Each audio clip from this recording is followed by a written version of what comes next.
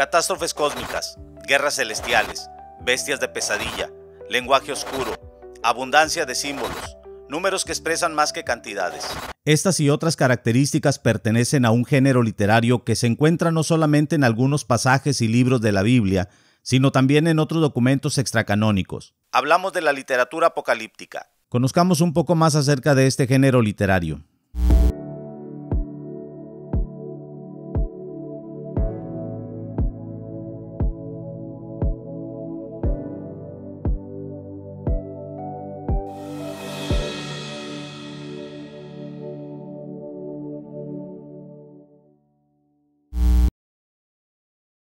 El término apocalíptica deriva del título del último libro del Nuevo Testamento. El primero en utilizarlo fue el teólogo alemán Friedrich Lucke en 1832.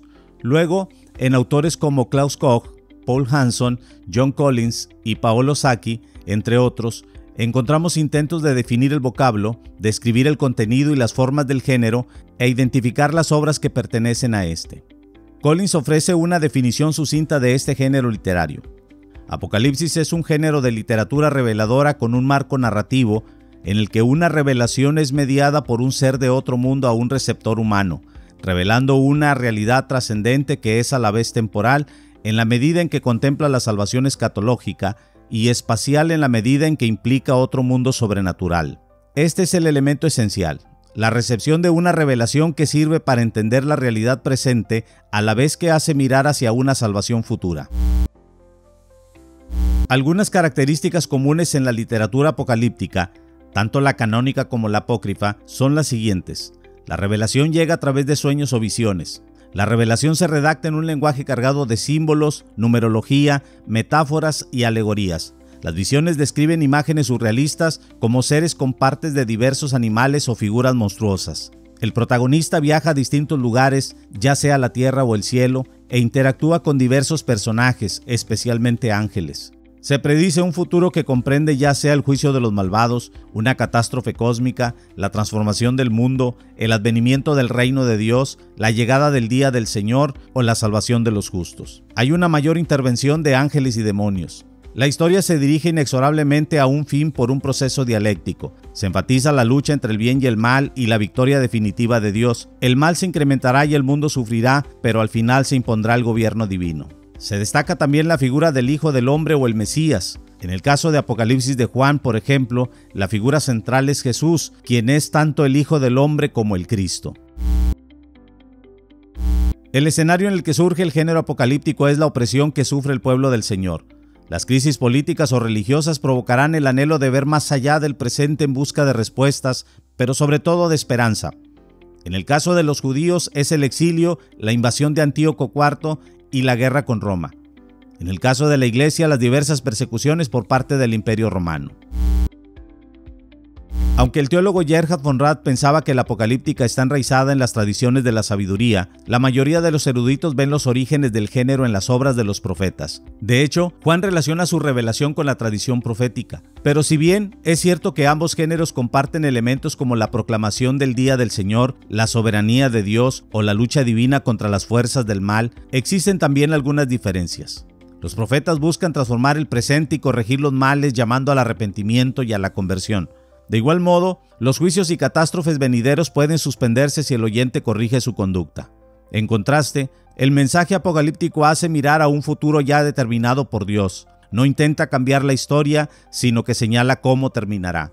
En la profecía las visiones están presentes, pero en menor proporción que en la apocalíptica, y no todos los profetas son videntes.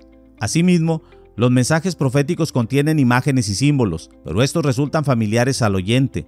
En cambio, la mayor parte de la imaginería apocalíptica desafía la lógica y la imaginación.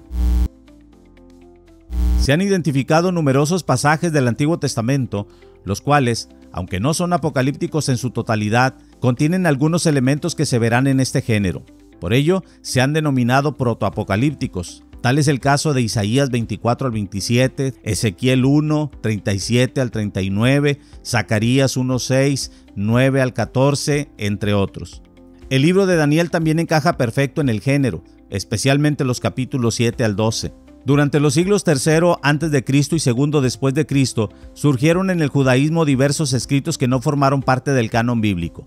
Estas obras aparecen en otros ropajes literarios, pero poseen en mayor o menor concentración contenido que puede considerarse como apocalíptico.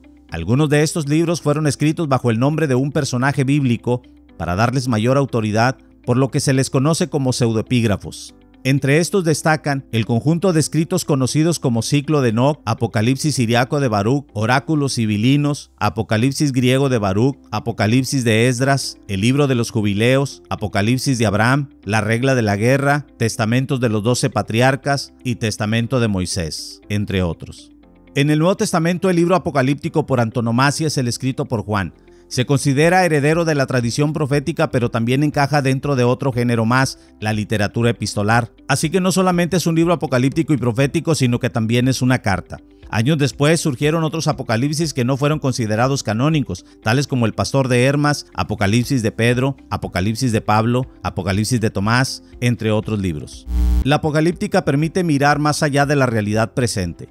Trata de enseñarnos que el mal que parece dominar en todas las esferas tiene fecha de caducidad. El curso de la historia ha sido trazado por el Dios soberano y el final comprende el castigo del malvado y la redención definitiva del justo. Este mensaje está en armonía con lo que se nos muestra en otros géneros literarios. Dice, por ejemplo, el apóstol Pablo de Tarso: porque es justo delante de Dios pagar con tribulación a los que os atribulan, y a vosotros que sois atribulados, daros reposo con nosotros, cuando se manifieste el Señor Jesús desde el cielo con los ángeles de su poder.